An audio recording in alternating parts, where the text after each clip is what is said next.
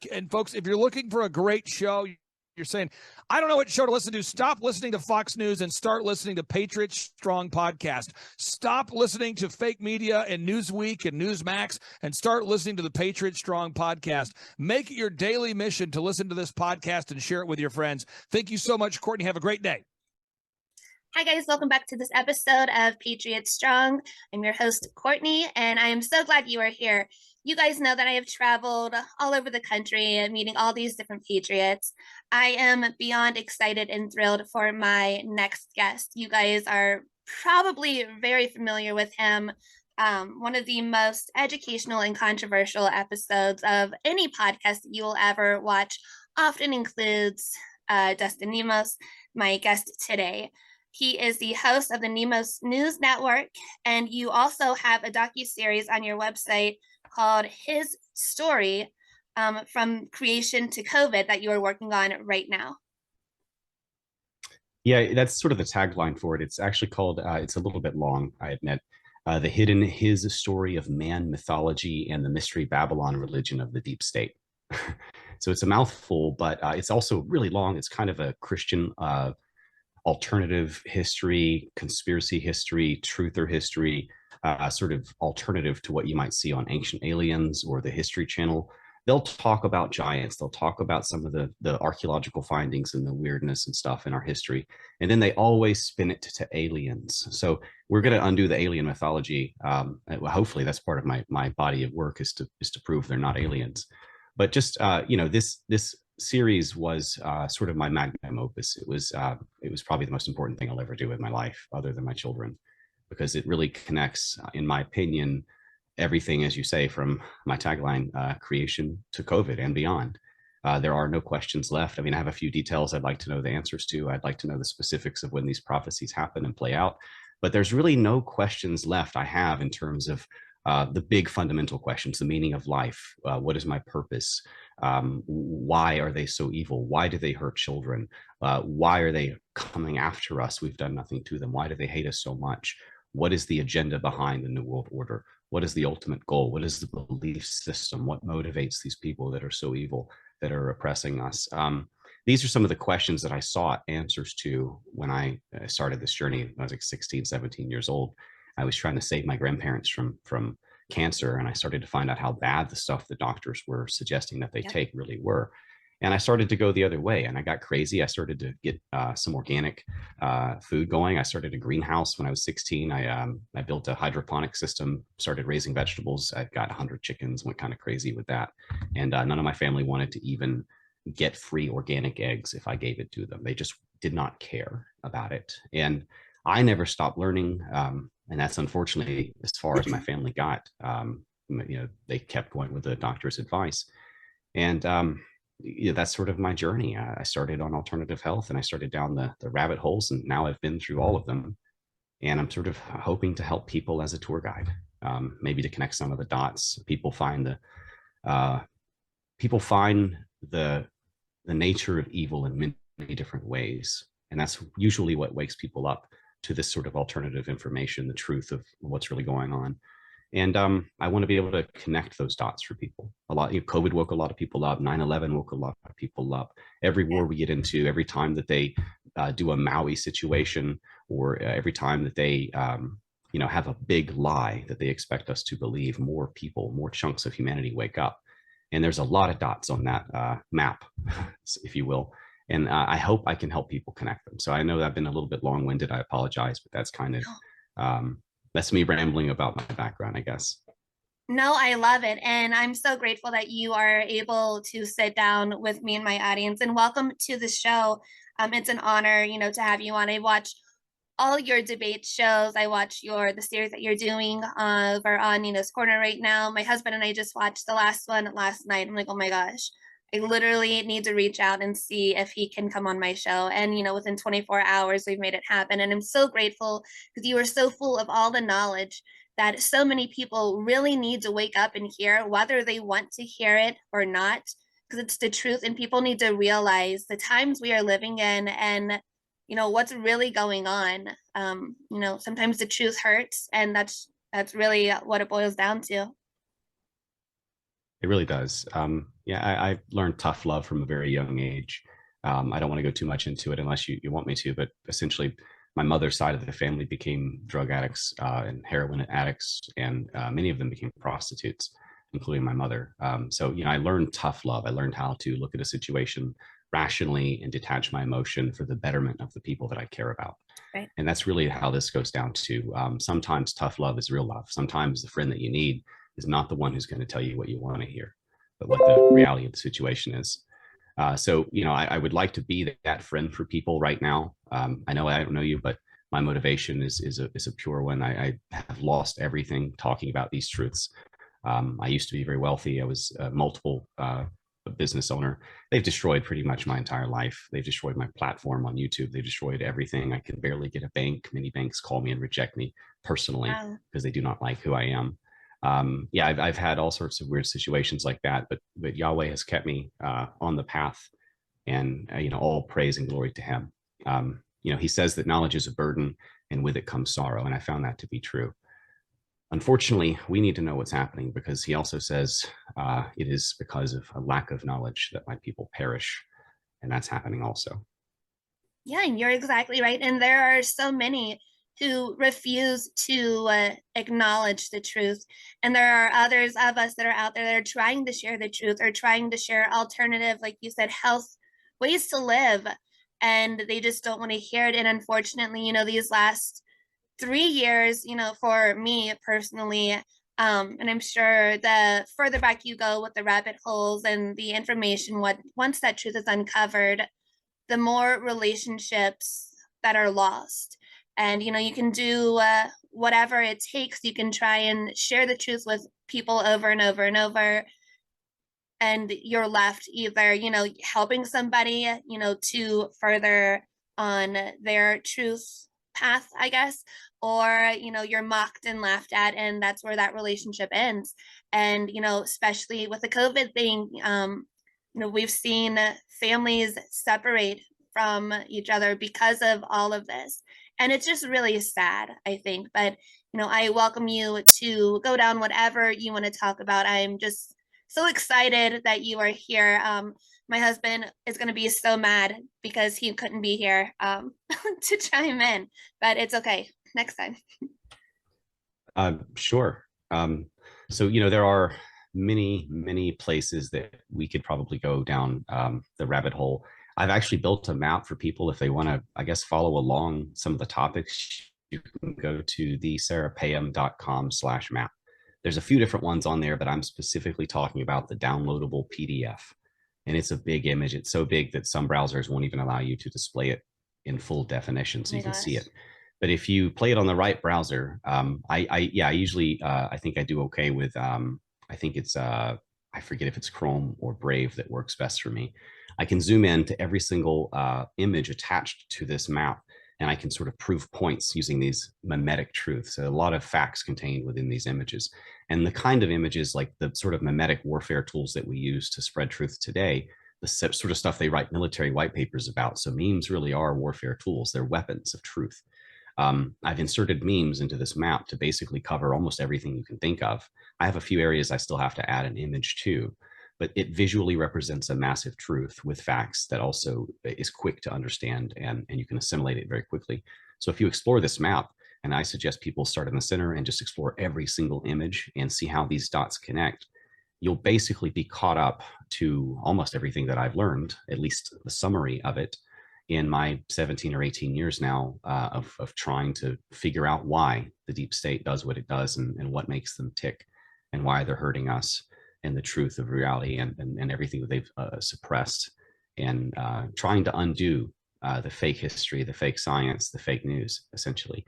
And that's sort of my mission, my purpose in life. And this project started this documentary project started as a way for me to record the truth for my children's sake, just no matter what happens to me. And this was meant to be sort of a private thing, and I decided to just make it a full project and try to put more effort into it. And now I put thousands of hours into it. But it's really great in terms of summarizing, as I said, everything from creation to COVID. We start off going through basically the biblical narrative, which checks out. I was an atheist. when I went down this journey. This stuff checks out, the prophecies check out, the facts of the Bible check out with a literal hermeneutic, which means reading it literally is generally the correct approach. Many people have different hermeneutics because that's sort of been injected over time with false doctrine and false teachers. But generally, literally, Jesus really died. It was not a metaphor or anything like that. The flood really happened. That was not a metaphor. It was not a regional, local flood. It happened and killed all life on earth except what was in the boat, for example. And this is the facts borne out when the archaeological studies and the biblical narrative is the facts borne out in the etymological or word studies, the anthropological or people and movement studies, the archaeological and also like the megalithic structures built by giants, giant bones all over the place. These are the suppressed facts of history, leading us to a completely different narrative, one that is one in sync with the Bible. The Bible seems to hold up and check out factually. Giants, cannibal demon giants, essentially, the Nephilim, the seed of the serpent, fallen angel DNA, that in Genesis 3:15 were promised to be at war with the seed of the woman. That's us and Jesus. And then they've basically been at war with us and eating us ever since. And I'll also add to this that their grandchildren have been kicked out of 109 nations in recent history for eating children most of the time. Sometimes it was something else, but sometimes they didn't get kicked out. They got burnt en masse at the stake or lynched. But generally, they've been kicked out of 109 nations or oppressed in 109 nations or whatever because of eating children and blood sacrifice rituals like Saint Simon of Trent. So adrenochrome is nothing new. That's just what the scientists call it. Blood sacrifice rituals go back to almost every culture in ancient times, and in one culture still today. We can sort of get to that at the end of the rabbit hole here, and without sort of because I tend to ramble and I forget to show images without sharing every aspect of the map. I'm just going to sort of cover some of that narrative, if that's okay. Yeah, absolutely. I will try, however, I'm going to try to zoom in and do some of it.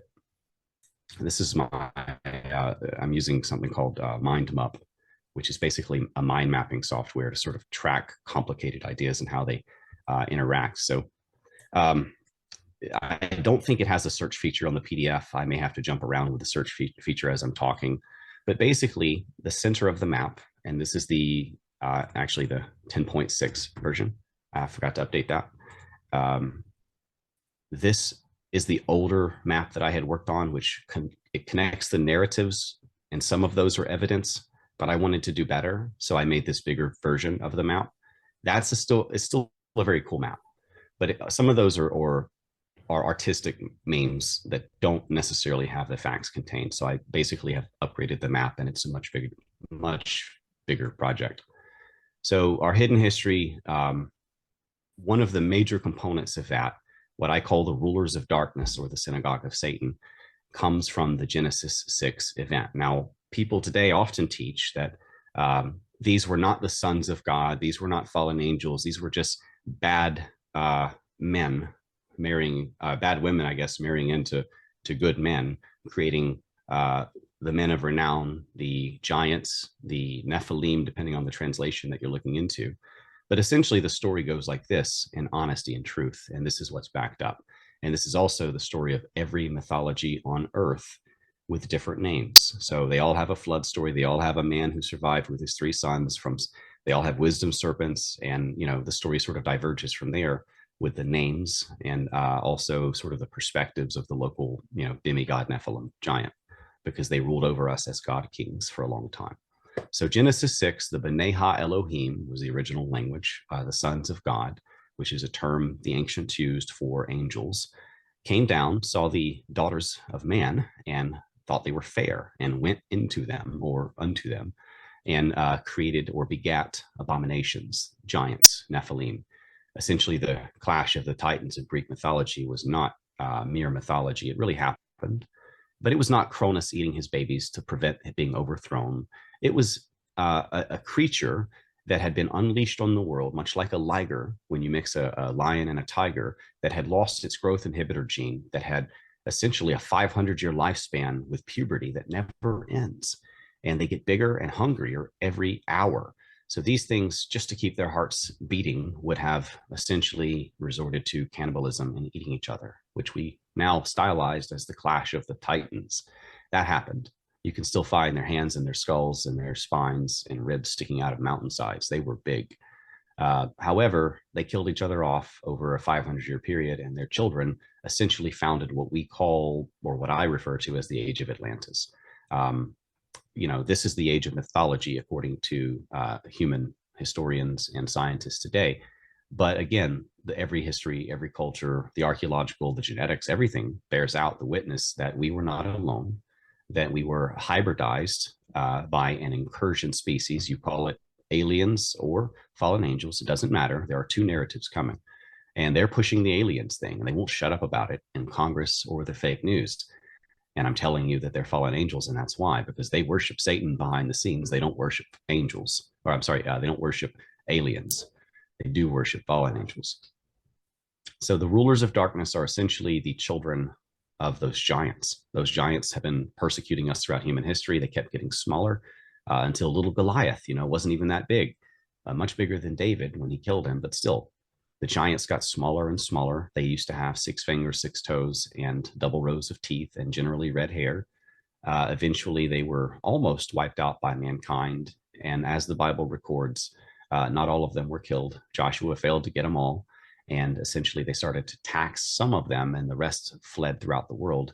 And then you see a bunch of little giants everywhere, Native Americans fighting them, locking them in caves, killing them off because they were cannibalistic and raping and eating them. Every culture has a similar story of cannibalistic giants. Sometimes they were the gods. Sometimes they were just cannibals that were fought off and eventually defeated, like some of the Native American legends. I like those as a reference because we're in North America, essentially. So they made it everywhere. They were even here. And we can still find some of their megalithic structures here, like Rockwall, Texas, which they buried in a lake in order to avoid you discovering the evidence of a megalithic structure right there in Texas built by giants. Anyway, I digress. The point is they kept getting smaller because they mixed with humanity. And eventually you go from big, big giants, titans, even to post-flood, smaller giants to little old Goliath much later on, thousands of years mixing in with humans, raping and pillaging and ruling over us, and being pushed back. When people followed God's law, they would demolish them, giant or not. When people had faith in Yahweh, like Joshua did, they would just walk through giants. And that was the power that God had, even when we were outnumbered by giants that saw us as grasshoppers in their sight. So I'm kind of throwing in some biblical references. People may be confused. If I sound something that sounds like sort of wise, it's probably not me. It's the Bible. I'm just quoting it. Anyway, so it makes wise the simple, as David said in the Psalms. So, the Bible protects even half-retarded people, and I mean that with affection. The low IQ people who don't care about politics or to follow culture or anything. The Bible's rules and suggestions protects them from sin, and it protects them from 90% of what they're trying to do to us. It makes wise the simple. So a simple person can become very wise by following the Bible. Anyway, and that's, I'm hoping to connect some people back to Scripture as sort of a basis of truth. Again, I win the debates, as you know. I win the debates on these issues, so don't think it's too crazy until you check out the evidence. The Bible says test all things and hold fast that which is true. I've tested every single one of these concepts, and I've held fast to it. And then I destroyed my career even further by going against them publicly. So the synagogue of Satan rules the world. They're the descendants of giants, and that's sort of where we are now. Now, this is where I'm sort of catching up to on David's show. We've been doing this series going from the beginning and trying to cover the narrative, and I've just sort of really given you the fast version of you sort of Adam and Eve, the fallen angel, Genesis 6, Genesis 3:15 first, because that was when God cursed the offspring of the fallen angel, the seed of the serpent, to be at war with humanity. And then Genesis 6, when they were created. And then they've been eating and persecuting and ruling over us and tyrannizing us ever since. Eventually, we wiped most of them out. And ever since then, they've sort of gone underground. They're human size now. And the Bible records essentially that the big mixture, the one we want to focus on historically, happened with Jacob, Israel's brother, Esau. And Esau had multiple giant or Canaanite wives, and then his children also mixed with the Horites later, or the Hittites. I get them mixed up sometimes, but the Horites, I think, on Mount Seir. So you see a mixture and then a double dipping mixture into the Nephilim genetic seed of the serpent, grandchildren of Satan. And then Esau's descendants essentially started being as evil as the Nephilim ever since then. And they have been at war with the children of Jacob, or the Europeans who would found the European nations, America and the UK, for example, according to prophecy. I can show you that America was prophesied, and the UK also was prophesied exactly by date. So if Wow. you know, that's the kind of stuff I want to share with people. Yeah. So, okay. So for example, if I put in, I'm doing it, I'm rambling, and I'm not showing you the images. If I just go to my prophecy section on here, and then I got to do it again there. Hang on, I messed up. So I'm going to go to the prophecy section. I'm going to zoom out a bit because this thing has gotten zoomed way in, and I'm just going to share some of the things that I've seen. Okay, we're going to the right, and I have all these images. I could pull them up, but I want to try to find it on the map. Okay, there it is. Okay, so we're going to zoom in right here, America and the UK, and of course also Europe by extension, but I don't have the numbers here in the map to prove it. I've only done, I've got these two numbers, and this is a good start for anyone who wants to go do the math and send me the numbers later, because that's a lot of work. Finding all the European founding nations and dates and stuff, and then all the transfers of power and stuff. It's tricky, but if you do the math, it will come out, because God's word is what reality is based on, and God never lies. So referring back to Leviticus 26:18, I think you can see this. And if ye will not yet for all this hearken unto me, then I will punish you 7 times more for your sins. Now do the math. 7 times 360, understand the context, is 2,520 years. If you look at when the tribes were overthrown, because God withdrew his support and they were conquered by the Assyrians for the most part, then if you add 2,520 years later, the tribes of Manasseh, the first to be overthrown, and Ephraim, the twin sons, double blessing tribes of Joseph, were reinstated as the USA in 1776 and the UK in 1801, when Great Britain was officially founded. These are the tribes of Israel, according to God's prophecy, right back in the land that they were blessed with after the punishment is over, which is the USA, Europe, the UK, and probably also like Canada and Australia and stuff. And that essentially is one of hundreds of biblical prophecies that prove the true Israelites are the specific Caucasian families that founded the European nations, US and UK. Not all whites. I know people are, I don't want to go into the, don't call me racist. I have an Asian wife and half Asian babies. I love them very much. This is the truth of the Bible. It talks about race. It's just the truth. So if you look at these prophecies, there's many others kind of talking about where we'll be if we allow them to live with us. They will gain more and more power. You'll gradually lose yours.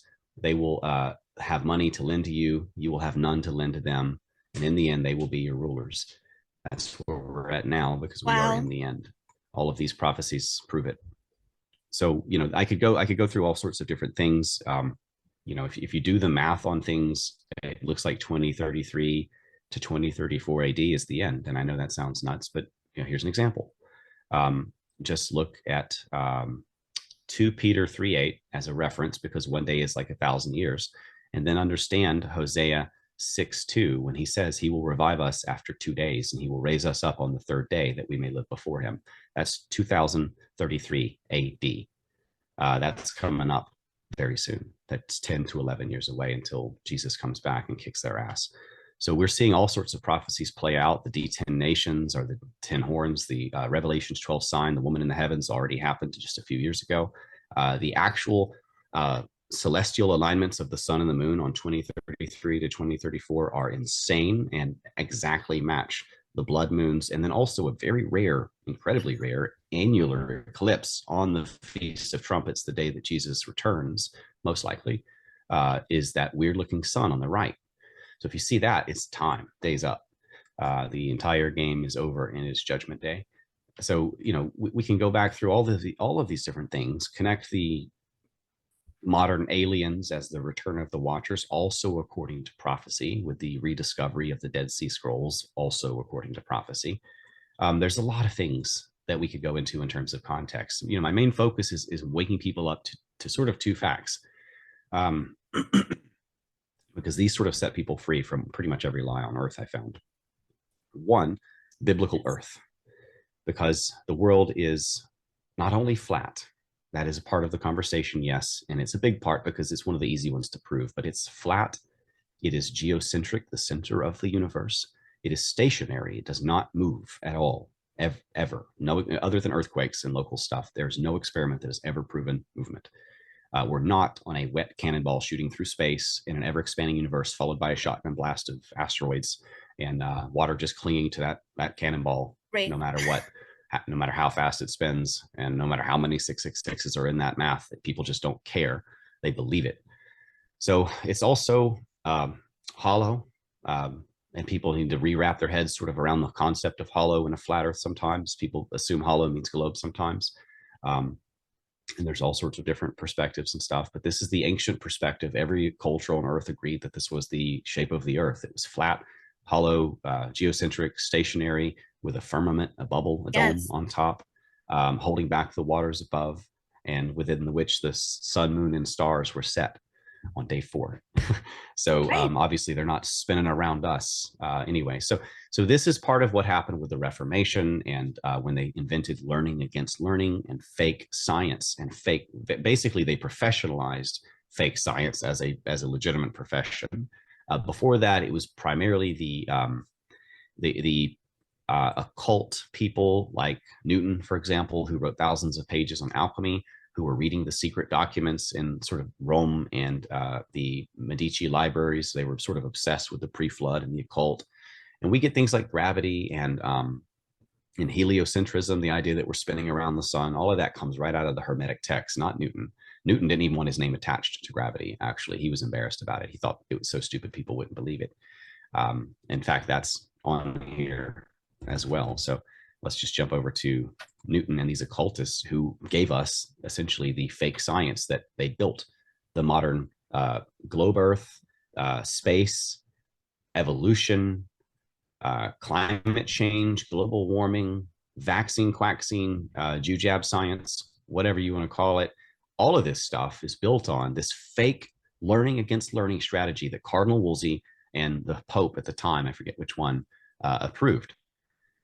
And, Newton was quoted as saying, and this is one reason why I desired you would not ascribe innate gravity to me, that gravity should be innate, inherent, and essential to matter, so that one body may act upon another at a distance through a vacuum without the mediation of anything else, by and through which their actions and force may be conveyed from one to another, is to me so great an absurdity that I believe no man who has in philosophical matters a competent faculty of thinking can ever fall into it. So he's right. If you look into the science, gravity does not make any sense. There's up and down, there's density and buoyancy, but there's nothing that's going to hold water to that spinning cannonball in their concept and their design. We're not being held to the sun with sort of an invisible gravitatic force. There is an electromagnetic universe, so to speak, and there is cling, but you're not going to see, sort of a 666 sort of everywhere in the math. If you go and look at the curve of the earth and everything else, the speed of which it's spinning, everything, 666 is everywhere. So you pull the science apart. The people who gave us the occult science, the fake science, were all occultists like Newton. Galileo was a psyop.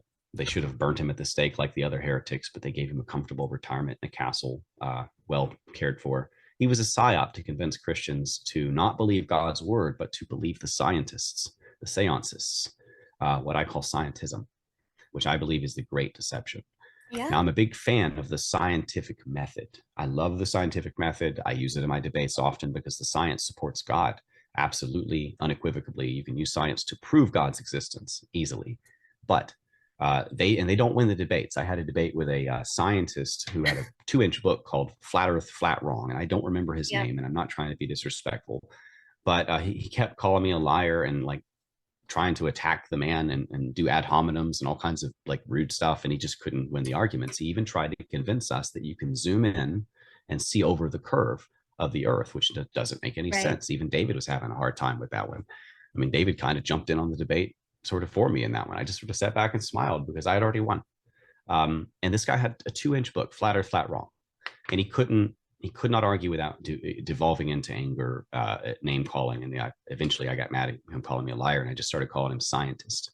But anyway, the point is they don't win the debates. That's why they don't have them, generally speaking. They go on TV and they make fun of us, and they put up websites with fake pancakes floating next to globes in a universe of space, which is all fake. But then they won't debate us, and they won't win those debates. And those arguments, once you understand both sides of any argument, you can comfortably navigate. It's very easy. And my map here is going to make it super easy for folks. So the other major truth, other than the fact that we're on a flat biblical earth and God is real and he is watching, he is right above the North Pole, right above that beautiful aurora borealis. That is the center of our flat biblical earth, and his throne is right above it, according to God's word. Now, the other major truth is the fact that the people who rule over us, the Edomites of the Bible, the people who call themselves Israelites today, the Jews, are in fact actual Nephilim, grandchildren of Satan, great, many removed grandchildren of Satan, many times mixed with humanity. And they've lost all of their giantism, and they've lost their giant elongated skull brains with 30% more brain capacity than humans. And they've lost most of their sort of advanced power, you might say. I don't know if they had any other powers, but they certainly had some genetic mutations and freakishness and weird things happening in the ancient world. And now they're just really hateful, angry people who have something called Loxism, where they hate every other person who's not an Edomite, who's not one of them. They hate us all. Doesn't matter what color you are, you're not going to be exempt from it. Their plan is to kill all whites, and especially all Christians, because that's the people that they think as the real Israelites in the Bible. That's their competition. That's the people that they hate the most. But their plan is to rule over all of the brown and yellow people as sort of a muddied mix of slaves forever and ever and ever. They hate blacks. They hate Asians. They really hate white Christians. And they are coming for all of us. It doesn't matter if you're offended or if you've offended them or not. They are still coming for you because they have a plan. It's in their religious texts of world domination. They have a transgender religion with at least eight different genders in it. That's where we're getting all of this stuff today that no one cared about a few years ago. They're the one group that you're not allowed to criticize. You can say the N word, but not the J word in modern society. If you say the N word, you might get beat up. If you say the J word, you might lose everything. Right. You might even get railroaded in court and ended up in prison or something like that. So, there's a totally different ball game. And as Voltaire said, not a role model, but I think it was Voltaire. If you want to know who rules over you, find out who you're not allowed to criticize. And that's essentially where we are now. I notice I need to make the text bigger on this one. Gravity was faked.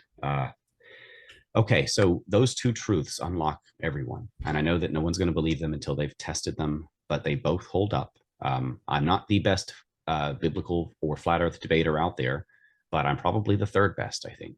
I think that there's people like Austin Whitsitt, and I'm being honest. I mean, people like Austin Whitsitt and Flat Earth Dave have a lot more experience than I do in terms of debating this. So they're fluid, they're smooth, and they're well equipped to do so. I probably have the best library, the best information, and the most exhaustive information, because I've taken everything that they had and put it together plus some, and essentially built a map around it. So it's not a competition. We're all trying to wake people up. This is important work. And when you find out that the shape of the earth is what it is, you know that God is real, and you know that every institution on earth, every government on earth is completely controlled by Satan, and they are lying to you. Now, this is a pretty big deprogramming tool for a truth journalist like myself. I mean, I'm trying to wake people up. I mean, there's nothing that's going to hit them harder than that. And when they realize God is real, well, so is his enemy, and he had children, and they rule every political group. They are behind the Chinese Communist uprising, still behind China. They're behind the Bolshevik Revolution in Russia, still behind Russia. Putin and Trump are both Jews, and their world religion is coming into a one world government, and they're planning to basically have their Antichrist Messiah, their third temple, and a world government without whites coming soon. That's basically their plan. And they've written all this down in many documents. They've been caught. It's all out there. It's not difficult to prove. I could debate this stuff, and I actually had a debate with David, as you saw. And I'm bad with names. So there was another guy, Dr. Red, I can't even pronounce his name. It was a Dr. something. Yeah. I don't remember his name. Jew, a very Jewish name. Anyway, a very distinguished, had a good career, gray beard, elderly, rabbinical, historical, theological, scholarly type. I spanked that Jew so hard he cried Jesus and ran. And that's essentially what happened. He had no arguments. He just kept saying, bless Israel, give us money. And then he ran away. And that is essentially how the debate will always go. So I challenge anyone to the debate. I have an open debate challenge on all of these controversial issues that you'd think would be really easy to spank me on or embarrass me or like just sort of destroy me. But no, I remain undefeated because I'm following Yahweh's truth. And maybe the difference between me is that I'm already dying and I don't really care what they do to me. There's nothing they can do to me. I've already lost everything. I'm already dying. I have a heart condition. And there's nothing, I'm fearless at this point. What are they going to do? So that's kind of my attitude. And maybe that's the difference between me and others who are not saying the J word as often. I am a real big believer in God after I saw biblical earth and the power of prophecy. I did a deep dive on prophecy, hundreds of years apart, thousands of years apart, coming true in fine details, blowing your mind, things that they can't explain, things that they try to whitewash or disappear or create fake histories around. Things, for example, like Daniel's prophecy of the secession of the kingdoms with the golden head and the iron and miry clay feet. That happened exactly. We can show you the dates of the kingdoms who were represented by those metals or those animals in the other vision. And they can't explain how he knew that. He didn't even know what he was seeing at the time. They cannot explain that. So they had to say, well, that was written later. Well, the Dead Sea Scrolls prove it was not written later. It was actually written much, much before these events happened. This is one of many, many proofs that we have of foreknowledge, of only a human could not have done this, not to mention all the codes and the riddles and the mysteries that you can unlock through reading the Bible and how there's words that point back to the sinner and God and everything in there. Not even how there's like science that's embedded in the Bible that we can't even understand still, or we're just starting to understand, like the rocks in the breastplate or the types of stones used in New Jerusalem and the types of reactions that they have with light. All of them of, I forget the word, isometric or something, but all of them of a certain type of light, and the ones that were excluded of a different type of light. It was weird, and I don't remember the math. It's on my my debate page for God's Not Dead. And you can find that on the vcrpam.com. There's so much information about prophecies coming true. We even have a prophecy page. There's so much information about how to argue with scientists or theologians, if you have to, about God literally being real, not a metaphor. Jesus literally being real, not a metaphor. In fact, if we have any evidence for any historical figure in all of human history, we have evidence for Jesus. If Jesus didn't exist, nobody existed, right, including Noah, the popes, Julius Caesar, because we have a couple of hundred examples of the texts of Julius Caesar that prove he was real, that he existed at all. We have hundreds of thousands of copies on 3 different continents in 3 different languages or more of Jesus and testifying to him, and many eyewitnesses reports, all written within the same time frame within the lives of each other. So if there was any conflict, it would have come out. All, by the way, against the world government of pagan Rome, who wanted this squashed. Okay, they wanted this squashed. They tortured many of these people to death, and they still did not renounce. So just like where do you see people going down to keep a lie for a dead man against the government of the world in any other concept? I mean, it doesn't usually happen. Okay, you might see a little bit of like resistance over there with the Proud Boys, who are being sort of sentenced to 10 or 20 or 30-year sentences right now. Some of them might be saying, Trump won, but you see most of them break down and cry. Okay, the people in the Bible, although they may have wept, they took this truth so far that it killed them. This is another testament to their testimony. So it's another example of a historical evidence. Now, you can't apply the scientific method to history. It doesn't work that way. But you basically apply the same rules you would in court, eyewitness reports, conflicting, context. You basically break that down and try to falsify it. and it all holds up when you test the Bible. So the biblical narrative is the backbone of history. They have tried everything, including faking globe Earth, aliens, and space in order to convince us that it is not true. And even when they figured out that it absolutely was true and they found the firmament, well, that's when they created NASA to really convince you that it's not true. That's when they started faking moon landings. That's when they set up a Antarctic treaty so that you can't go there. They will kill you if you pass the 80th parallel, or they will arrest you or send you back or shoot at you. The governments of the world have agreed you cannot explore this unclaimed rock of ice or else. So that's essentially where we're at. It's all real. The ancients were right. The monsters were real. The giants were real. The hybrids were real. In the pre-flood world, people were contaminating their genetics with all sorts of animal DNA. People were mixing animals, creating men with lion or dog or coyote genetics in there. And that's where you're getting all these ancient hieroglyphs in pretty much every culture showing men with bird heads or dog heads or whatever, jackal heads or something, like the horse figures. All of this stuff was real, and it's being symbolized because they were genetically tampering with humanity. Just like the Bible says, all flesh was corrupted except Noah and his family, who were pure in their generations, which is Bible talk for genes, by the way, in the book of Genesis, where genes is.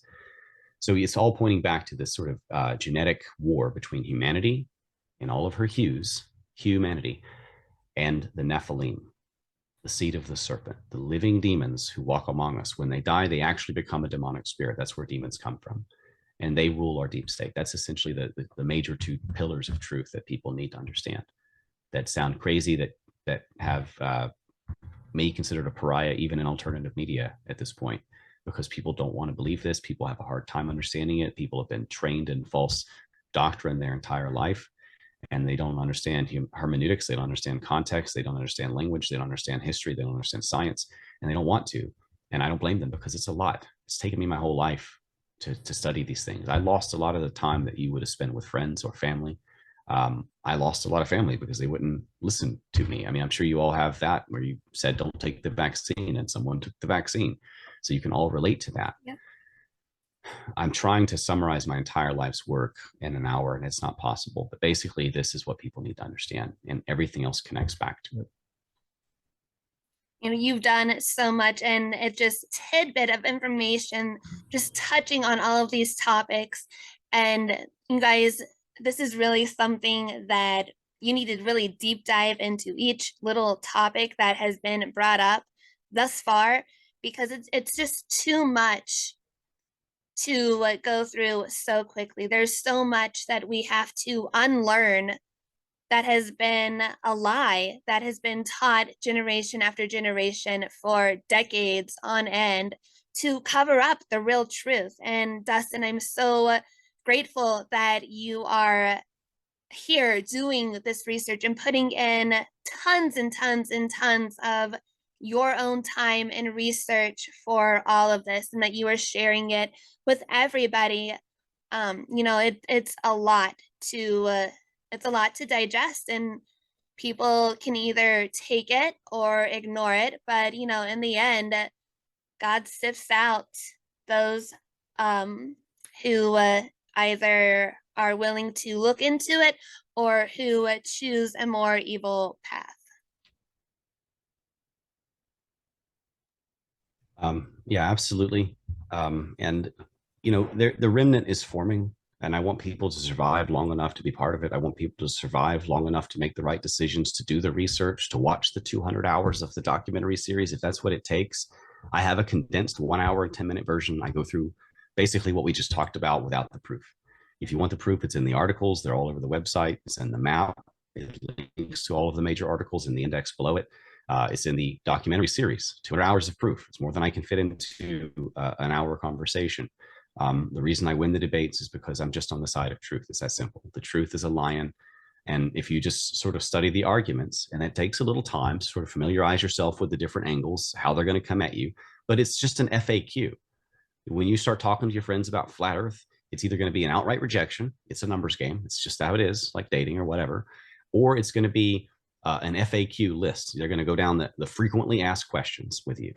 If you want to, just go to thesarahpayam.com/flat FAQ, and you've got it all right there for you. So you can just answer them with videos and links and articles and images. and memes and facts, and it's all at your disposal. Sorry. And my point is that the information is there. It would take about 2 hours for the average person to go through that article, look at the stuff on there, not including every single documentary, but all of the FAQ facts, and familiarize themselves and be an expert debater on flat biblical earth, at least in their local circle. And imagine this: for the souls that don't reject you, you have given them a piece of information that will bring them to God. Yes. You can't believe in a flat earth and not believe in a creator. It's that simple. There's no such thing as space. They keep faking it for a reason. They keep drowning, or you're having drowning incidents with bubbles popping out of their harnesses on their ISS fake space station. It's all underwater. They use a special type of water. It's very super clear, and they've added chemicals to it to make it like that. But they keep getting caught with harnesses, strings, and bubbles, and drowning incidents, and who knows what else. There's all sorts of glitches and green screen and CGI and things that they're grabbing that aren't there, or dropping the ball in so-called space, and the gravity just takes it and it falls because they screwed up, and then they get caught. All of this stuff constantly happens with these clowns because they're not good actors. They're really bad at it. They're all Freemasons. Pretty much everybody in the astronauts corps, mostly Freemasons. You can see the videos of these guys getting called out for it, and they just get all mad and start trying to punch young camera people. It's just funny. I think there's a video called "Astronauts Gone Wild." It's definitely worth a watch. But it's all out there. It's all on the site. This site is basically an attempt to preserve our history and to prove God, and to prove true doctrine, to prove prophecy, and to prove that the conspiracies are real. Yeah, there's all you guys have to do is research it for yourself, and you don't even have to research it now because Dustin has provided all of this information for you at thesarahpayam.com. Is that right? Yeah, this is the stuff that they're disappearing from the internet, so it's a good head start. Back it up, save it. Yeah, I would 100%. You guys just deep dive into this website. There's tons of information, tons of articles, hours and hours and hours of research that he has just told you about. Dustin, what are we looking at right here on the screen right now? This one chunk of the map is essentially what I call the Black Plague 2.0. But if you actually look at the people behind the COVID situation, the COVID pandemic, and the vaccine development and promotion and profit and the fallout, for example, Israel has no problem with birth rates, whereas all of the other countries that took a lot of the vaccine having plummeting birth rates. So even RFK mentioned there's a genetic aspect targeting whites more than Jews and Asians, for example, in this disease, in these vaccines, in this poison. Now they're blaming it on COVID, but we know what it really is. It's the vaccines. So this bioweapon was talked about by Bill Gates for a long time, reducing the world population through forced vaccination and the zero carbon solution. We are the carbon they want to get rid of. But basically, the point is that the first Black Plague was also them putting poison in Christian wells, and the newest Black Plague is also them with the COVID pandemic and everything else that they're about to pop on us. The stuff that they're doing right now at Burning Man, where it's probably just valley fever, and all of these people just need to get some meds, and it's not contagious. It's just some dust in the dirt and the mud that got kicked up. But they're basically walling them in with a prison wall and armed guards and saying it's Ebola and freaking everybody out for no reason. This is the kind of stuff that's happening. The stuff that's happening with Maui and stuff. All of that is them. It's always them every time that there's an organized evil. And I mean that somewhat hyperbolically, because if you find some kind of local gang down the street who's like a black gang or an Italian mafia or whatever, and it's not Jewish, that you could technically say, well, there's this one time I found an organized evil that wasn't Jewish. But the reason they're on the streets in the first place, the reason they're poor and don't have fathers taking care of them and giving them a better example. For example, the war on black men started by LBJ, Lyndon Baines Johnson. He said, I'll have those inwards voting Democrat for 200 years. And then he basically declared war against the black family, who had a lower divorce rate than the white Christian family in this country at that time. And then after that point, now 80% of black fathers are in prison, or 80% of black children grow up without a father. So you're seeing this war created. And then we see the results of the local gang. So it's always them when you really look into it. It really is. For example, I look at what happened with my mother, my brother, my sister, my aunt, and how they became drug addicts, prostitutes, heroin addicts, just really, really bad situation at certain points in their life. They kind of come out of it sometimes. And my brother's out of it now. He's with me.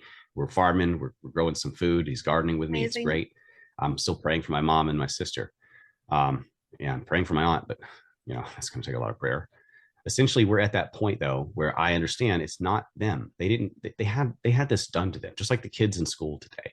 Yes, they've made bad decisions, but this drug war, how many people, and we've all known someone in the family who was just a little bit weak or a little bit hurt or had a bad start or got in with the wrong group, fell in with the wrong crowd and got addicted, or whatever the excuse may be. Drug use is generally because of pain. It's not something we should necessarily criminalize, I think, but it's generally because of pain. The Bible warns about all of the sort of pharmacopoeia drugs they're creating for us, and the Bible says God gave us all of the green herbs and things. So we have our own medicine cabinet, and I want to remind people of that. It's better for you. It doesn't destroy your liver and deplete your body and like mess you up and prematurely age you and give you cancer and all the other things that they want you to have so that you're a customer for life. It's not going to destroy your body. It's basically building your body up so that you're healthy all the time. That's not what they don't want you to do. But essentially, this drug war was started by, for example, the Sackler family and the opiate epidemic. Okay, so a lot of people, almost every family in America and the West now, has felt this this drug abuse issue. So it's not even just them. It was something that was done. It was something that was, the strings were pulled at a very high level, and this was done to us all. And that's the kind of stuff I see happening to these poor kids who end up being transgender, who end up being, far left activists and radicals. I see them as victims of a culture war beyond their understanding, beyond, and they're babies. They're babies when they get to them. They don't have a chance. No, exactly. You're and maybe exactly maybe right. they're ruined. Maybe they are ruined. Maybe they will be always ruined. Many of them will come back. Many of them become activists against the surgeries and stuff. And that's a personal decision because the line of good and evil goes through every soul. But they didn't have a chance, many of them. And that's the kind of thing, it's like, I don't do this out of hate. I do this out of love. And that's where I'm coming from. And the reason I expose these guys is not because I hate them. It's because I love their victims, which is all of us. And the culture war is so hard right now. And I can speak on that. I was a kindergarten teacher for 9 years. In 2021, I was handed an 83-page LGBT curriculum to teach to my 4 and 5-year-olds. These kids don't even know how to tie their shoes or what the day is of the week. And you want me to talk to them about what it means to be homosexual or gender fluid. And it's disgusting that there are so many people in this country that are okay with that. After exposing all of that, I stood up against medical freedoms, was fired for that. So I just recently started my own platform. It's called Patriot Pre-K. I have a degree in early childhood education. So I take that with my Hillsdale curriculum and all the other curriculum that I have access to provide, not a non-woke education for anybody that wants to join, because children deserve an education and they deserve not to be victims of indoctrination. And unfortunately, that's what we're seeing all over the country in the classrooms nationwide. And it's sad. I agree. Yeah. And all the evidence of this culture war, I call it the sin war, because I'm looking at this and I realize that the people behind it have a religious agenda, a religious book and set of commands, a religious prerogative to destroy us, to destroy our children, religious permission to rape children. I mean, everything that the Torah says, the Old Testament commands, God's eternal law commands, they undo, they pervert, or they invert in the Talmud, which is where they say Jesus is a sorcerer who raped his donkey and boils in hell in semen. This is what they teach. They teach to kill Christians, to undermine Christians, to become doctors and poison Christians. They teach to become lawyers and put Christians under the yoke of the law. They teach horrible things, and they raise their at least in the rabbinical religious families, they raise their children on a diet of hatred for Christians. You can see this on I don't remember which clip it was. It was like the Maury show or something. And it's in the docuseries where this young Jewish girl is just in the audience and she starts trying to get at this white girl who's being, this white Christian girl who's being interviewed in the show. And she basically starts saying, well, our Bible says that you're like animals, And the Christian girl's like, "What Bible are you reading from?" And she didn't answer, but I can tell you it's Right. the Talmud.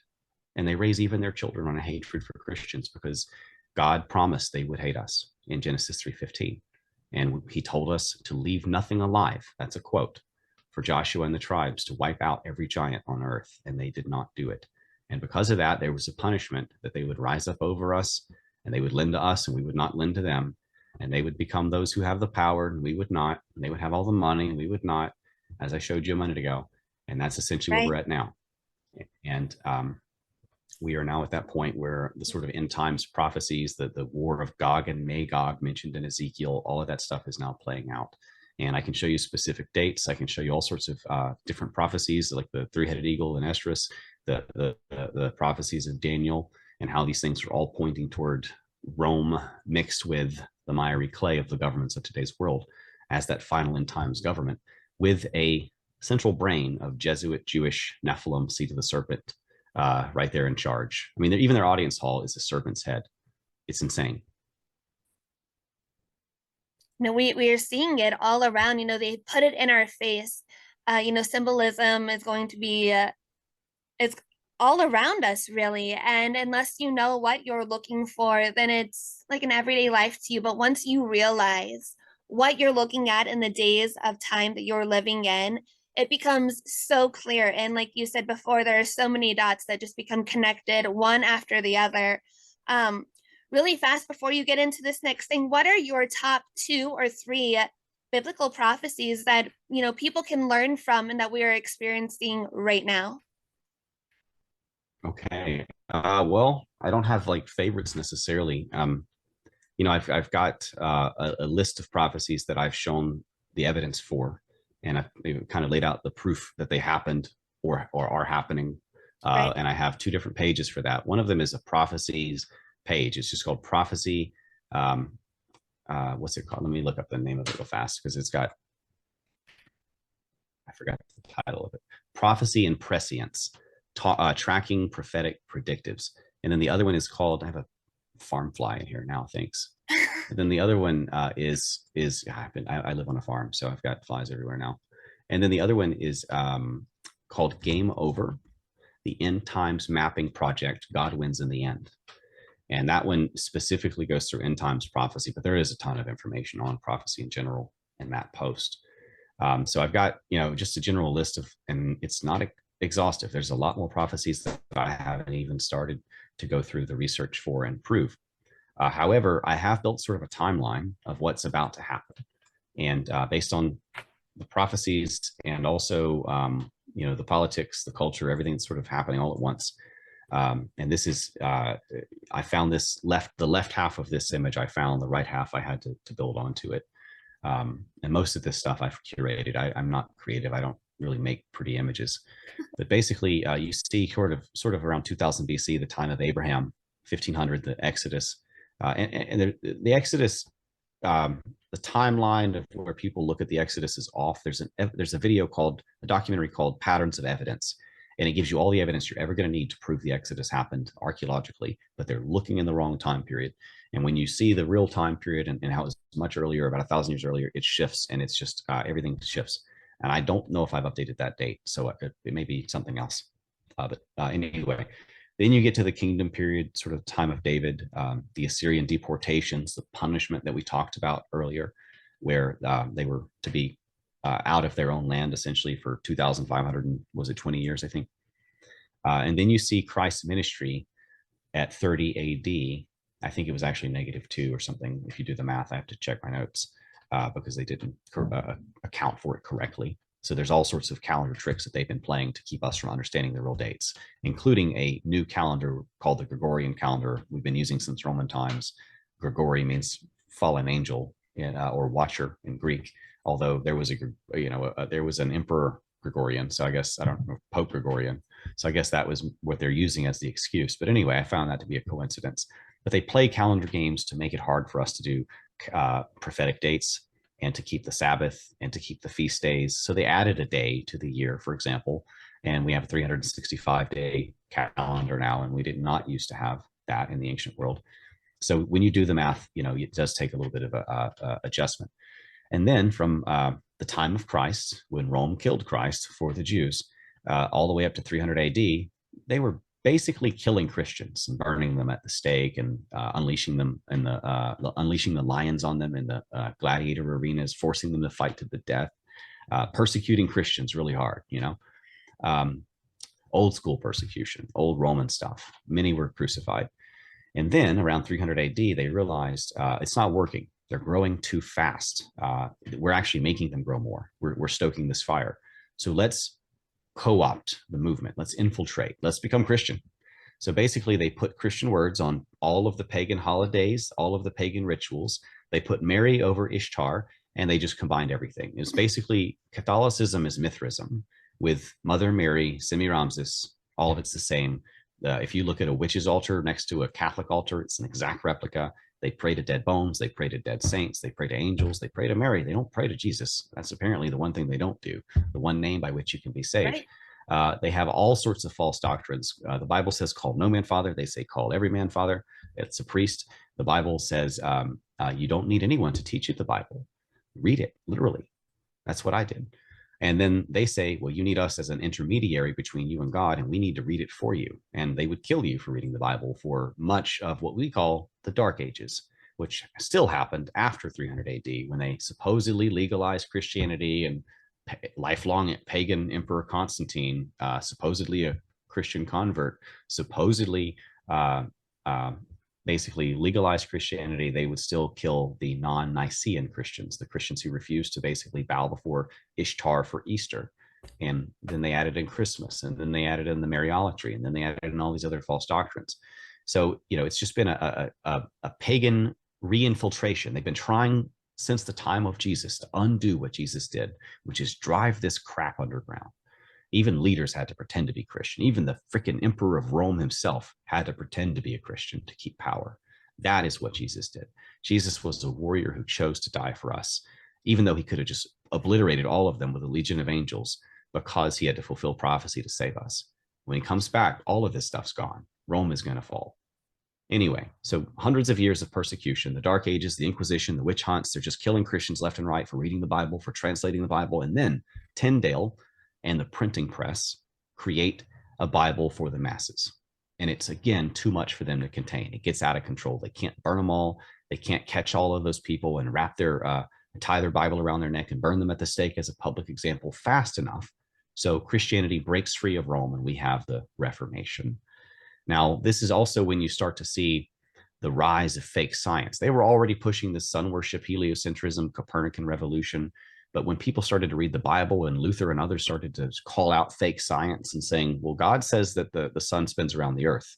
And God says Joshua bid the sun to stand still, not the world to stand still in the text. And all these other, so many thus saith the Lord, so to speak. They were hurling against Rome's fake science that it was just falling apart. So then they did the Galileo psyop, and essentially they've faked science and persecuted people for that as well. But that's where we get the Reformation, and that's where we get the fake science sort of counter the growing faith in God that came from the Reformation, which was not perfect. The doctrine was not perfect. And then now we're seeing the Gog and Magog serpent seed rising in the post so-called Holocaust world, Holocaust world. Essentially, they spread to Western countries under the guise of being God's people. The red carpet was rolled out for them, and within 2 generations, this is where we are. We're sacrificing our children on the altar of trannyism in public schools. That's what happens when you invite the seed of the serpent into your country. So the Gog and Magog serpent seed war is happening now, and it has been happening since 1917, at least, with the Balfour Declaration, when the fake Israelites got basically Khazaria back, which is kind of what they're going for. They're trying to take over Ukraine and get Khazaria back. And actually, historically speaking, the Rus people that used to live in Ukraine are the ones that ran them out of Khazaria in the first place. The reason they didn't have a country of their own in the first place, because they were tired of them butchering everybody that was their neighbor and sacrificing babies and stuff. So they ran them out, and they have been wandering other countries, getting kicked out of all those other countries for eating babies ever since. And now they want their own land back, of course, which they named Israel because they want you to believe that they're the people of the Old Testament, that they are fulfilling prophecy. But it's not. I showed you how Israel actually fulfilled prophecy by moving into the USA and the UK. exactly according to God's dates. And all of the other prophecies exactly match to one people group, actually multiple people with multiple tribes within that European family, so to speak. And that is the the 13 tribes of Israel that are lost, because of course the double blessing, Ephraim and Manasseh extra tribe thing. Many people don't think about that. So moving into, and I know that this image is out of line right here. I've got this backwards in terms of the next date. It's 1776 to 1801, but that's talking about the U.S., the U.K., the prophecy, Leviticus, the 2,520 years. And now we're ending sort of where we are currently happening, where there are like at least a dozen end times, Revelation and Esdras and other prophecies all happening at once, screaming red alert, end times. And the Bible says that we may not know the day and the hour. We might get the day because because it doesn't say day. It says day. It says day and the hour. So we may not get both. Maybe we won't know the hour. We might get the day. We can certainly go for the season. But the Bible says we're supposed to watch for the signs. We're supposed to be vigilant. You can go to my my game over post. I have all the relevant verses right there at the top. But we're not supposed to just sit here and not pay attention, which is what a lot of Christians think about prophecy. We're supposed to watch for the signs. And this is basically, where we are now in times, and then what's coming next, Jesus, the return of Jesus, the prophecy of Obadiah 18, which is where pretty much every Edomite on earth gets wiped out. There's not a single one remaining according to God's word. The enemy of God, Amalek, all that stuff gets wiped out, destroyed. There's going to be a lot of war, famine, pestilence. There's going to be a lot of prophetic fulfillments happening in the next 10 years. I do not actually expect anyone to believe me on any of these things. I know it sounds kind of nuts. This guy believes in prophecy, and he's like talking about Jesus like he's real, and God like he's real, and all this other stuff. And I get it. I tested it. It's real. You don't have to take my word for it. You can test it. It's a huge subject that my husband is really, really into. And, if he were sitting right here, he would like push me out of this chair so he could talk about this stuff with you. But I hear it all the time. He falls asleep to documentaries about, ancient giants and these things. And I'm so glad that you brought this up right now. So for my audience that doesn't know what this is, can you go into that? Sure. This is Mother Mary of the Catholic Church. Nothing to do with Jesus's mom, by the way. She has been represented symbolically this way as the crescent moon, just like you see in Catholicism with Mary, as the mother and child, which is Tammuz, the incestual sin child of her and her son, Nimrod, the king of the sort of first world government, Babel, the builder of the Tower of Babel. He was essentially the founder of witchcraft in the post-flood world, a great-grandson of Noah through Ham and then Cush. Nimrod was basically the antithesis of Jesus. He was the counter-Jesus figure. This was his mother and his wife and his son. So you get the Nimrod, Semiramis, Tammuz, unholy trinity inversion of the Christian trinity. And you get the sun god versus the son of God. And you get this Mother Mary and Nimrod symbolism, which repeats throughout history under different names because of the Tower of Babel and the babbling of tongues. But basically the same symbols, the same rituals, the same belief systems. She was, first of all, she's the creator of trannyism, as far as I could tell.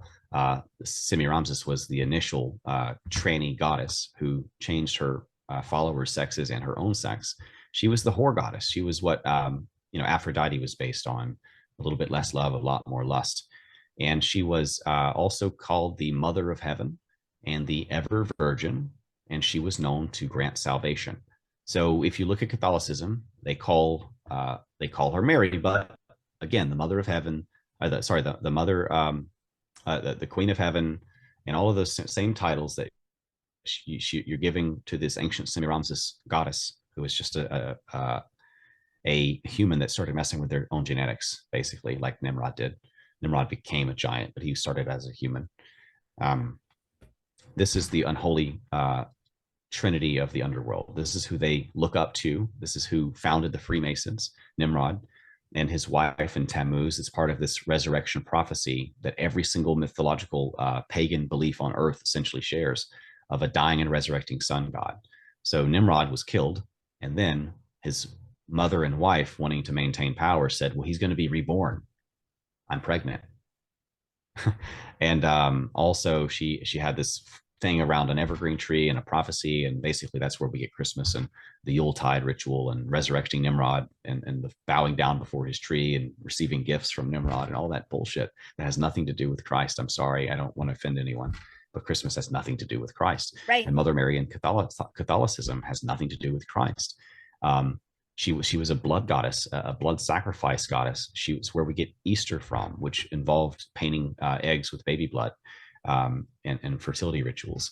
And, you know, all of these titles like ever virgin. Well, Mother Mary was not an ever virgin. She was a virgin, and she had Jesus, and she had a bunch of other kids, and then she died, and then she's not a virgin. But they call her an ever virgin. And she's not queen of heaven. There's no queen in heaven. There is a king. That's it. All of this stuff is anti-scriptural doctrine, but this is how they have injected paganism directly into Christianity. And it's not Christian, has nothing to do with Christianity. The doctrines are not Christian. None of what they do is Christian, but Rome had the power to continue repeating that lie and kill everyone who said otherwise for almost 1,000 years. So that's where we get to where we are today. And they won't just openly, you know, kill you usually for saying this stuff, but, you know, I've already got Roman apologists coming after me to try to debunk me and discredit me. And you're seeing where that's going. You know, it's not working out so well for them. We win the debates and then they kill us, just like the Lollards and many other groups throughout history, real Christians that were trying to read the Bible and keep God's word and follow it and keep the feast days. And they would show up and the priests from Rome would show up and debate them and lose and get spanked and then come back and kill them all. That's basically how history went for a long time. Now we have the internet. Now, you know, everybody can sort of see the persecution if they do try to destroy us and crush us. Like if Rome comes after me or if the government comes after me, you know what happened and who I offended and all that. It's the people who rule the world.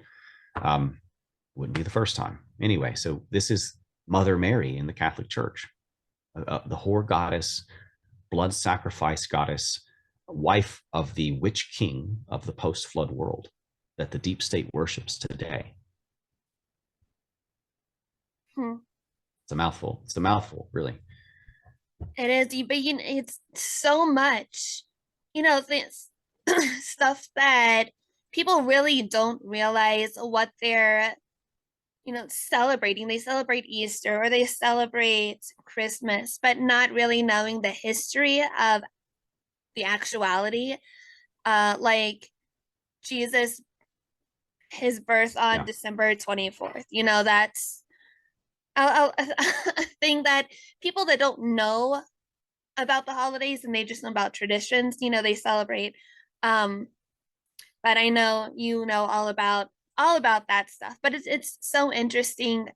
You know, the more that you dig in, the more that you realize you really don't know crap about anything except for the lies that were fed to you. And that's where we are. And you know, I think that like my mind is blown 1 minute whenever you show me one page, and then like I have to stop and kind of process everything because it's like, wow, I really don't know shit about nothing that I thought I knew stuff about, you know, listening to my husband tell me stories. And he's like, hey, did you know this? Or listen to this documentary. But like, wow, Dustin, you're like blowing my mind. It's like the Bible says, physical exercise profiteth the body little, but spiritual exercise is very profitable. And I'm paraphrasing from memory. I'm not quoting directly, but you know, spiritual exercise means learn your history, learn your arguments, learn your doctrine. We're supposed to be able to give a good reasoned argument for why we believe in God on command. Just like if you got a question about God, I got an answer for you, brother or sister. And that's where we're supposed to be as good Christian soldiers, so to speak, for the cause. And that's how you get people. You don't just say things like, you know, and I'm not picking on people, but you know, it worked for me. I tried it, it didn't work for me, or you know, it's what I believe. You know, these are not compelling arguments. I mean, a good argument might be, well, that Bible holds up if you test it historically, and it's a collection of historical documents written down by eyewitnesses in the time of other life, in the lives of other eyewitnesses. And they all basically testified to miraculous events, the death and resurrection of a man who claimed to be the Son of God and walked around performing miracles and all these other things. So that's part of it. And then I also tested the prophecies. They checked out. And I tested some of the other things that were in there, like the science and the mysteries and the hidden codes. And all of that's on the the God debate page that I have put up, if you want to check it out on the Sarah Payam. So, I checked it out, I tested it, and it turned out to be real in spite of everything that I had believed up to that point. I used to be undefeated when it comes to arguing against theists who believe in various gods. I was an anti-theist. I thought religion, because of I knew some of the history of Rome and the Crusades and not the Crusades, the Dark Ages and the witch hunts and stuff. And I knew that religion had persecuted mankind to a massive degree. And I knew most religions involved child sacrifice. So I thought religion was evil. I was raised in public school. So I used to debate religious folks for fun. And I kind of honed my teeth. It's ironic, right? And now it's completely the other way. When someone asks me a hard question that I would have asked someone as a former atheist, excuse me, like, for example, why does your God kill babies? Here's an answer. Okay, this is a serious answer for that serious question. It gives a lot of atheists pause when they're like, "Why I can't convert to that? He kills babies. What's wrong with him? He's a mass murderer." No, here's the answer. They're not human. They grow up to be cannibals. They eat us. They oppress us. And look at the deep state today. That's exactly the kind of culture they're into. Baby rape, mutilating children, and oppressing you in every way possible to make you complicit in this sin in every way possible, Right. in every inversion of every single rule that God has. They want you to participate. They want you to turn the other eye to that evil. They want your soul. That is what they are. That is why God wiped out all of those tribes and said, leave nothing alive. That's why God did the flood. That's why God said, kill the giants, because he was protecting his babies. Yeah. Wow. What? There's just, So that's the answers. I mean, there's always an answer. Just find it. They're trying to normalize so much right now that is so evil, and people don't even realize, they don't even realize what's going on or what they're participating in unknowingly. Again, until they do the research, but that's a problem with a lot of people. They don't want to do the research. They don't want to put in the time or the effort to answer the questions that they have themselves. They want the answers, but they don't want to do the research. And then if you present them with the answers because they don't know the background or the education behind it, they just shut it out. So it's like a dead end to them. And it's really, really sad that people don't realize. I don't even know. Well, I've been sort of a, I don't know if I'm autistic or what, but I've been obsessively, compulsively researching this stuff my whole life. I knew I had to share it with people. I had to warn people because it was the right thing to do. And I couldn't live with my conscience not warning people, knowing the things that I knew. And I just kept learning more. So the burden grew and the responsibility grew. And then eventually I stopped being an investor and I stopped working my day job and I jumped into a YouTube channel. I mean, I still worked a day job at first, but I jumped into the YouTube channel to just sort of share my thoughts and try to help clarify what I saw other people talking about that I respected but didn't get right. A lot of people trying to get right these issues about the deep state, about our history, about the conspiracies, about the medicine. And I wanted to help clarify those issues and create less muddied waters. And a lot of people are out there misleading their audiences by accident or by intent. And I wanted to offer something, and I guess it just blew up. And then now here I am. I'm just stuck. I'm putting one foot in front of another. I love my life. I really do. I mean, I feel honored to do this job. But at the same time, I have nowhere else to go at this point. I've already put my name on every list that you can imagine. Every time I fly, for example, I don't fly anymore since vaccines killing all the pilots. Yeah. But every time I used to fly, I would get bomb flagged before I would go speak somewhere.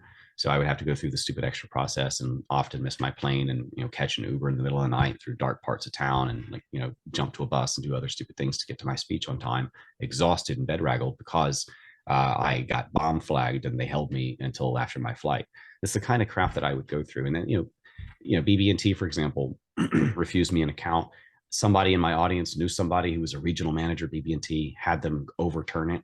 And then there was a fight at the regional manager's level in the corporate office between the other regional managers who hated me and this guy who was trying to defend me. And then that other regional manager called me and said, don't even bother coming in. We're not going to make an account for you. So, that's Wow. the kind of stuff that you face, but I don't care because every one of those things is a trophy.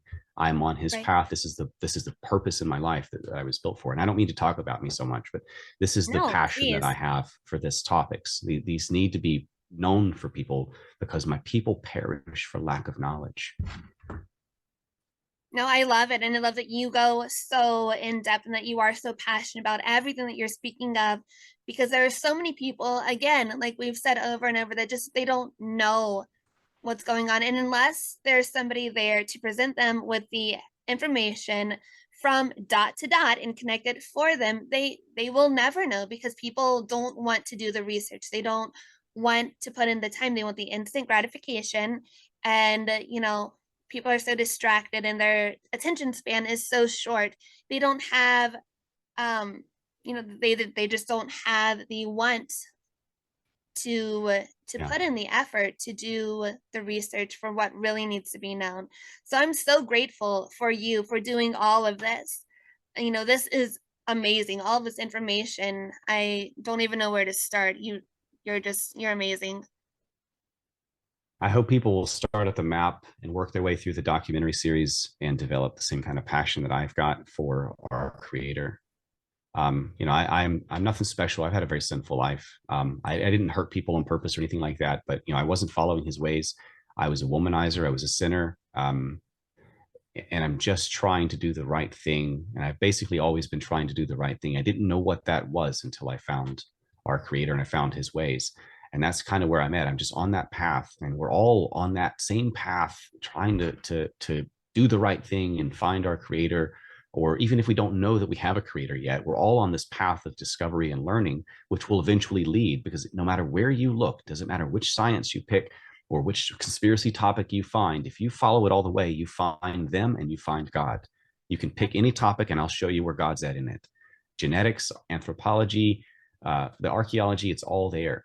I just hope people will pursue it with passion, because our Right. time is short.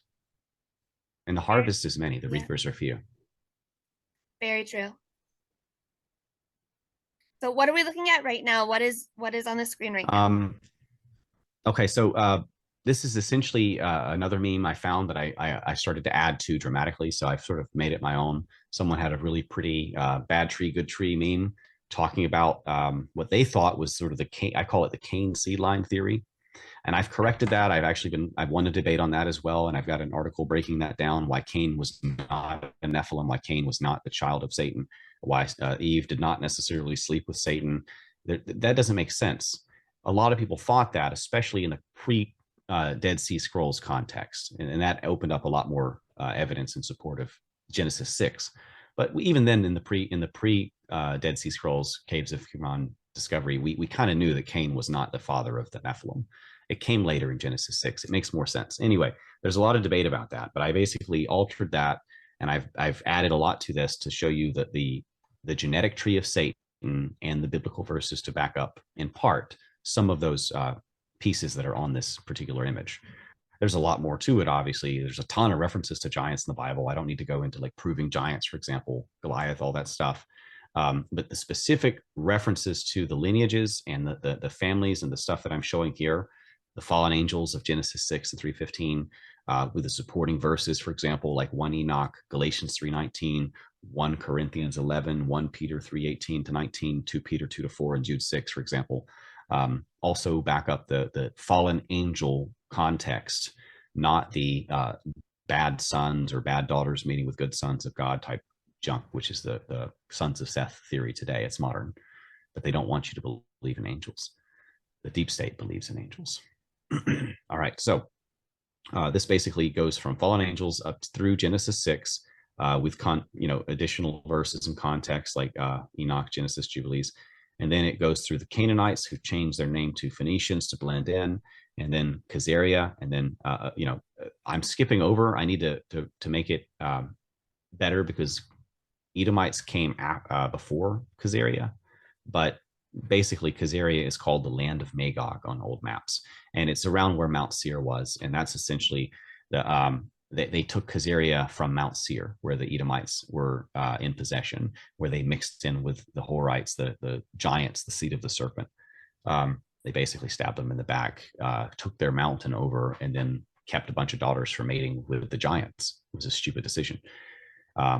Anyway, so then from the Khazarians, we get the Ashkenazi, and of course the Sephardics were some separate branch of Edomites, invited them back into Judaism, which was a antichrist religion started after and in response to Christianity.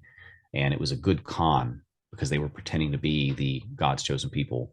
And of course, the Khazarians jump right in. The Khazarian king orders his entire kingdom to change their religion to Judaism. Of course, he had no choice. It was a war situation he would have faced otherwise. And then also they started to write Yiddish characters in Hebrew.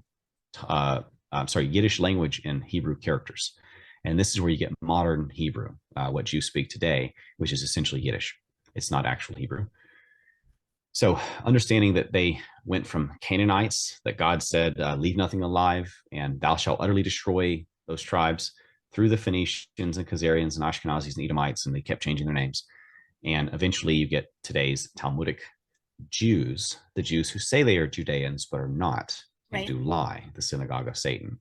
And that word Jew was injected into Bibles in the 1800s. It was not there originally. Originally, it said Judean or Judahite or Yahudim, but Judahite, basically.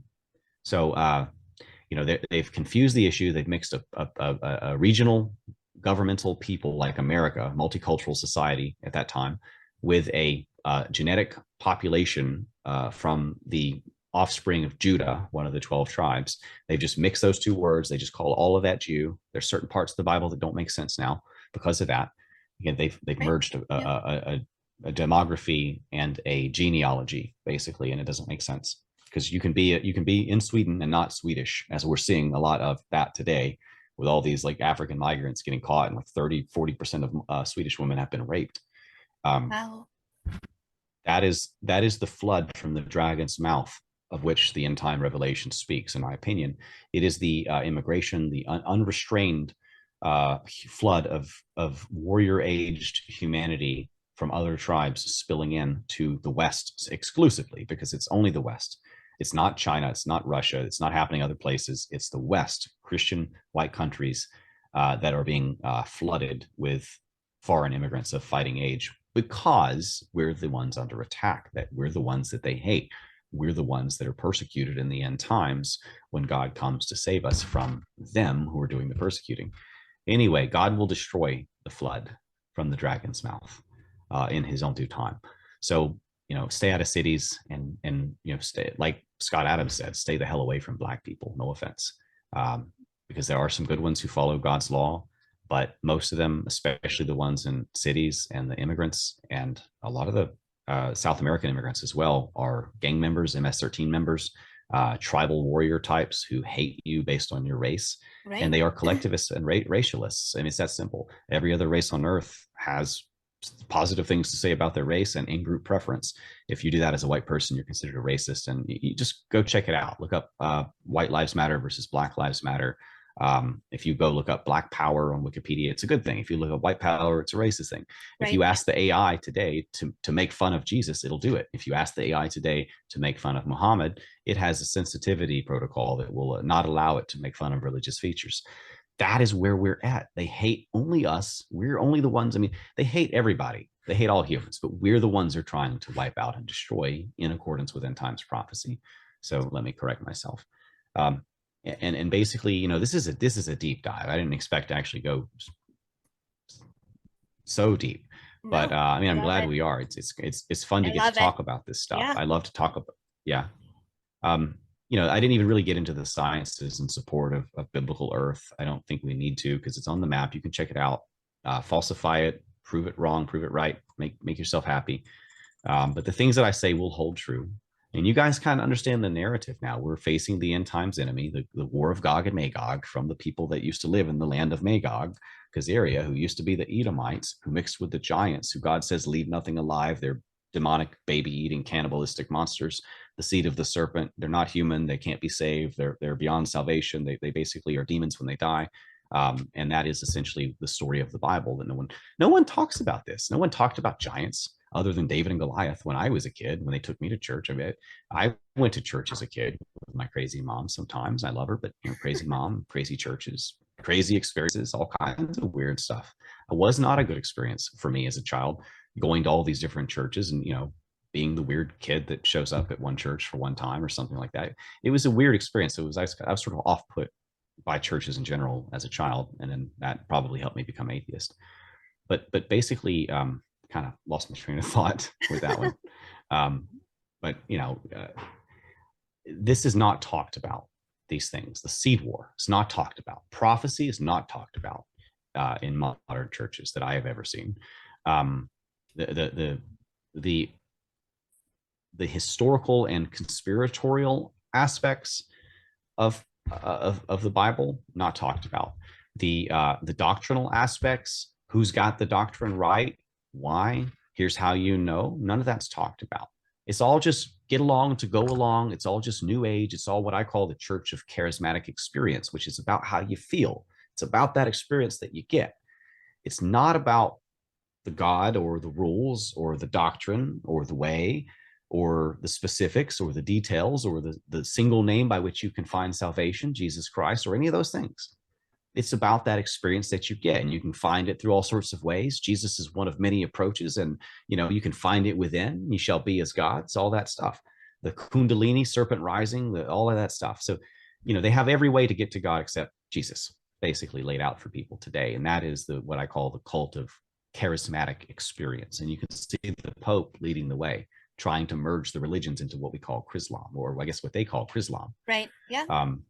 And that's happening now, just like prophecy dictated in times, one world religion, all of that stuff. Exactly. Yeah.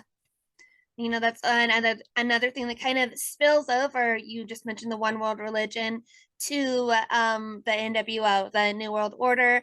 A lot of people want to turn their shoulder or roll their eyes at, but one world religion, one world government kind of thing. You guys, you don't even understand how scary everything that they're trying to do and the evil that is pitted against us really is. It's not a conspiracy theory anymore. You guys can go back up that information. Chrislam, it's a thing. And I don't even understand how at this point you don't believe. If you only pay attention to mainstream media and mainstream news, okay, but there's so much more information that are out there by alternative media they're literally handing you the truth, putting their lives and careers and families on the line, and people still choose to ignore it, which is completely insane to me. Yeah, evil is real. We've had a taste of this with recent news in the last couple of years. Everything from Pizzagate to Anthony Weiner to what was on the laptop and what was on Hunter Biden's laptop and incestual pedophilia and all the other topics that the elite are into. We've all had a taste of that. We've seen the kind of art that they're into. We've seen the kind of satanic connections that they keep with witches like Marina Abramovic. And we've seen the kind of denials and stuff. For example, Pizzagate was never actually debunked. I just want to point people to a quote, for example. I mean, Alex Jones apologized to James Alefantis for embarrassing him or whatever, and then supposedly it's debunked, but that's not actually the case. He said they didn't have a basement after a year before saying they had a basement. I mean, this is the kind of crap because they filled it in or something where they get away with these things because they don't get called out by the mainstream media. But, this guy was inundated with all sorts of evil references on his social media. Wow. Just barely, babies next to blood is essentially this guy's theme. He's in one image, he's covered in blood head to toes, wearing high heels. And the next, he's holding a little baby at his pizza store. And everything gets much worse after that. And the connections that they keep, the Clintons, industrial level child traffickers, it just gets worse and worse and worse.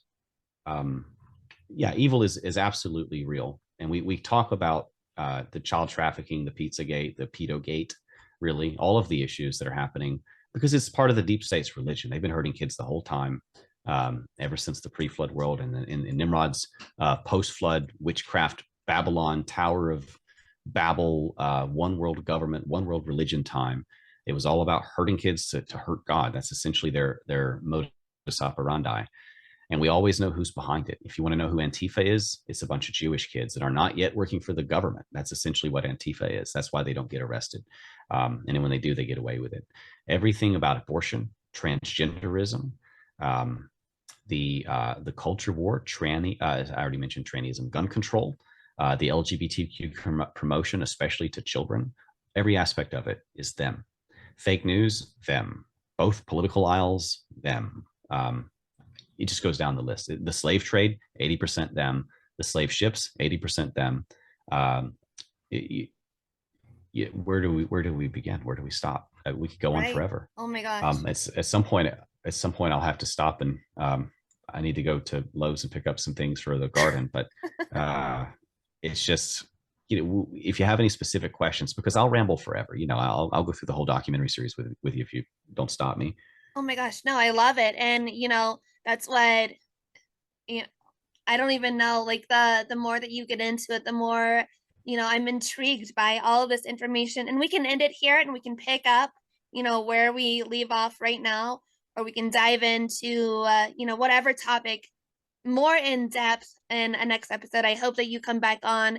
You are in a wealth of information, and this is so much that my audience needs to know. They need to watch it 2, 3, 4 times and take notes, because there's just so much information here. And I'm so grateful that you've taken this much time to sit down with me and share this much information with my audience.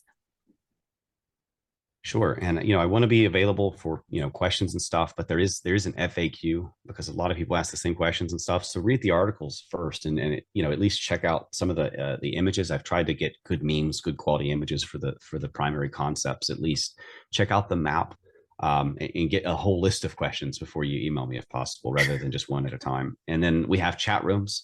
A lot of people are familiar with my body of work now, and they're in the chat rooms all the time. So you can join the nemosnewsnetwork.com/chat, exoteric, what's happening, the sarahpayam.com/chat, esoteric, why it's happening, hidden history, deep state, all that stuff, their religion. Those chat rooms are filled with people that know the kind of stuff that I'm talking about, that are familiar with the evidence. They're often brilliant in their own rights, and they're great people. Sometimes there's arguments, and sometimes there's like iron sharpening iron, because people have disagreements about specific doctrines or specific facts, or specific religions, and that's fine. That's sort of the iron sharpening iron process. Just everybody's generally polite about it, but that's a great place to get information also. So it's there. It's all laid out on a plate in a documentary, a map, a chat room, an FAQ. There's everything that you need, basically. So I'm pretty much done and just ready to garden. I don't have much more. In terms of my life's work, how can I say anything more? Right. All I can do is continue to build evidence. I can continue to build this archive, this library of stuff they're deleting, hidden history that they're rewriting in front of us. I can continue to show people the way, and I can continue to fight the debates. That's where I'm at. But in terms of adding to what I've said already, God is real. We're on a flat biblical earth. There are demons living amongst us who are essentially the remnant genetics of giants. They're still eating us, but they were cannibal demons then. They're cannibal demons now. They're following their father, the Satan, the adversary of the world, which is all of the fallen angels. And they're trying to prepare us for a fallen angel resurgence or reemergence in the form of aliens. So don't fall for any of their stuff. Don't take any of their drugs. Get food, and don't let them poison you to death, because the ride is just getting started. These are but the beginning of sorrows. Again, Dustin, thank you so much for your time. We will end it here, and I will reach out to you if we decide to do another episode, more in depth on whatever topic it is. You guys, thank you so much for tuning in thus far. I will put up all of Dustin's links on the screen so you can go check out the docuseries or his news network. A wealth of information is out there. You guys just have to have the passion and the want to go search for it. That's all I can say. Dustin, thank you so much for taking the time and for walking myself and my audience through everything as in depth that you have thus far. I'm so grateful for you. Sure. And I apologize for maybe meandering or rambling or jumping around. I know that sometimes it seems that way because so some of these dots may not readily connect until people see the map, for example, or see some of those connections for themselves, and then it just sort of clicks. Thank you for the time and a chance to speak to your audience about these important truths. Let me know how I can be of help, and thank you for having me on. Absolutely. I will reach back out to you. Again, you guys, thank you so much for tuning in, and I appreciate your time. Please subscribe, like, comment, share this with your friends. This is probably the most educational and controversial episode that will probably ever be on my channel, and I encourage you to share it with everybody that you know, because the truth hurts, but the truth needs to be known. You guys, thank you so much for watching. God bless you, God bless this country, and together we're Patriot Strong. Bye, guys.